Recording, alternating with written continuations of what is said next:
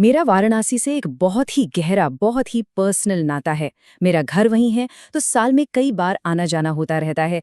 इसीलिए जब मैं गंगा की बात करता हूँ, तो ये मेरे लिए बहुत व्यक्तिगत हो जाता है।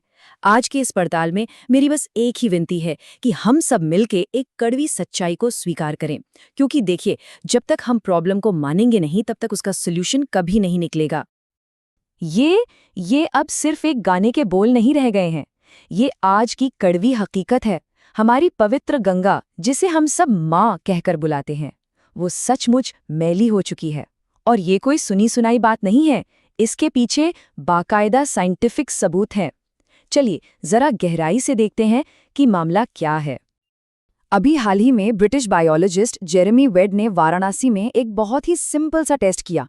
उन्होंने एक स्ट्रिप से पहले मिनरल वाटर को टेस्ट किया, तो वो गुलाबी हो गई, मतलब पानी एकदम साफ था। लेकिन जब उसी स्ट्रिप से गंगा जल को परखा गया, तो जानते हैं क्या हुआ? वो पीली हो गई। और ये पीला रंग फीकल कॉलीफॉर्म बैक्टीरिया की मौजूदगी का सबूत है। ये वो बैक्टीरिया है जो इंसानों के मल में पाया जाता है। मतलब आसान भाषा में समझिए, हमारी पवित्र नदी में इंसानी मलमूत्र बह रहा है। वाराणसी, एक ऐसा शहर जिसका इतिहास बहुत ही गौरवशाली रहा है। लेकिन सवाल ये उठता है कि क्या आज की सच्चाई भी उतनी ही गौरवशाली है? आइए देखते हैं, इस शहर ने क्या खोया है और क्या पाया है। एक जमाना था जब वाराणसी को ज्ञान का केंद्र माना जाता था। ये वो धरती है जहां से बौद्ध और हिंदू धर्म का उदय हुआ।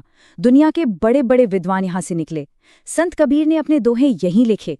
मतलब ये ज्ञान का एक ऐसा गढ़ था जहां दुनिया भर से लोग सीखने और जानने की तलाश में आते थे। लेकिन आज की तस्वीर इससे बिल्कुल अलग है। हमें इस शहर का महिमा मंडन करना बंद करना होगा और हकीकत का सामना करना होगा। आज वाराणसी सचमुच घुट रहा है। आज आप वाराणसी की गलियों में जाइए, हर तरफ गंदगी का अंबार लगा है। सड़कें इतनी टूटी फूटी हैं कि एम्बुलेंस तक का निकलना मुश्किल हो जाता है। जो लोग बाहर से आते हैं वो अक्सर घोटालों का शिकार हो जाते हैं। और बीएचयू जैसी महान संस्था, जो कभी शिक्षा का मंदिर मानी जाती थी, उसकी हालत भी अब पहले जैसी नहीं रही। तो सवाल यह है कि इस तबाही के लिए आखिर कौन जिम्मेदार है? आइए अब जरा प्रदूषण की जड़ों तक पहुंचते हैं। 100 से भी ज्यादा, सुन रहे हैं, 100 से भी ज्यादा बड़े शहर और कस्बे ऐसे हैं जिनका सारा का सारा सीवेज बिना किसी ट्रीटमेंट के सीधा गंगा में डाल दिया जाता है। जरा सोच कर देखिए, लाखों लोगों की आबादी वाले शहरों की सारी गंदगी सीधा हमारी नदी में जा रही है। तो ये जो गंदगी है, आती कहाँ से है? इसका सबसे बड़ा जिम्मेदार है शहरों से निकलने वाला सीवेज, जो कुल गंदगी का लगभग आधा हिस्सा है, 50%। उसके बाद नंबर आता है फैक्ट्रियों से निकलने वाले जहरीले कचरे का, फिर खेती में इस्तेमाल होने वाले केमिकल्स का, और आखिर में पूजा पाठ से जुड़ी सामग्री का। तो साफ है कि ये प्रॉब्लम कई तरफ से आ रही है। और ये जो इंडस्ट्रियल वेस्ट है ना, इसे मामूली मत समझिए। कानपुर से लेकर पटना तक चमड़े के कारखाने, कपड़ा मिलें, केमिकल प्लांट, इन सब से निकलने वाला जहरीला पानी बिना किसी रोक टोक के नदी में बहा दिया जाता है। हद तो ये है कि एक कोयला पावर प्लांट से निकलने वाली 6 लाख टन फ्लाई ऐश भी गंगा की एक सहायक नदी में डाल दी जाती है। लेकिन क्या हम सारा दोष सिर्फ सरकारों और बड़ी बड़ी कंपनियों पर डाल सकते हैं? शायद नहीं। ये संकट हमारी अपनी नागरिक भावना यानी सिविक सेंस का भी है। हमारी सिविक सेंस जीरो नहीं है, ये तो माइनस में है। हम जानते बूझते हुए अपने ही आसपास के माहौल को गंदा करते हैं, ये जानते हुए भी कि ये कितना गलत है। मैं आपको एक छोटा सा किस्सा बताता हूँ। हाल ही में एक बहुत ही खूबसूरत और साफ सुथरे मंदिर में किसी ने नाली में गुटखा थूक दिया था और रैपर भी वहीं फेंक दिए थे। अब सोचिए, अगर हम अपने पवित्र स्थानों का ही सम्मान नहीं कर सकते, तो फिर हम अपनी नदियों का क्या करेंगे? तो सवाल फिर वही, क्या हम इसे साफ नहीं कर सकते? क्या ये एक नामुमकिन काम है? नहीं, बिल्कुल भी नहीं। तो फिर इसका हल क्या है? रास्ता क्या है? इसके लिए एक बहुत ही ठोस प्लान की जरूरत है, जिसमें सिर्फ बातें नहीं बल्कि एक्शन और जवाबदेही दोनों शामिल हों। एक बहुत ही दमदार आइडिया सामने आता है, गंगा स्क्वाड बनाने का। सोचिए ये कैसे काम करेगा। पहला स्टेप, जहां जहां सबसे ज्यादा प्रदूषण होता है वहां खास टीमें तैनात की जाएं।